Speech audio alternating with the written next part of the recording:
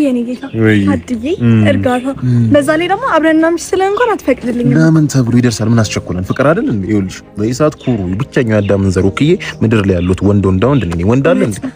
ልውል እኮ ነው ያፈሽው እንዴ? ተቀጣጥራችሁ ነበር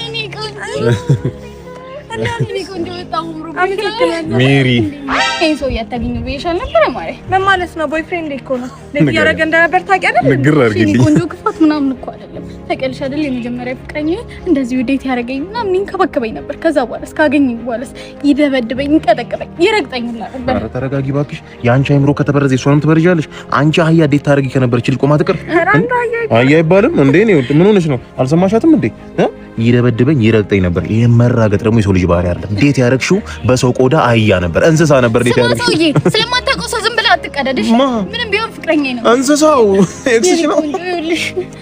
ሁለተኛ ፍቅረኛዬ ነው። አታስታውሽም? በተመሳሳይ ሰዓት እያንኮራፋ ይፈሳ ነበር። ጎረቤት ሁላ ሩንድ ላከብኝ።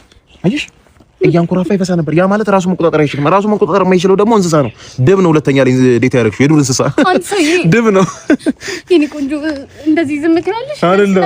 ይኸውልሽ እሱ እንደሷ ከሰው መሀል ወርቅ መነጠል ብትቺ ጥሩ ነው። የተማርሽ ወይ ያራዳ ልጅ ምን እኮ ፕላስቲክ አሁን እኮ ገበያው ላይ እኮ እስከዚህ ነው። ተከከኝ ወደዛ። አንቺ ቆመሽ እንደዚህ ሲናገሩኝ ዝም ትያለሽ? እናንተ ተራራሩ። እሺ እኛን ቸኩላለን። እሺ እናቴ እኔ ካዋጣኝ አዋጣኝ ካላዋጣኝ አዋጣኝም ነው። እንዴ ነው ሂድ ወደዛ። አዲስ ዳው ይቀር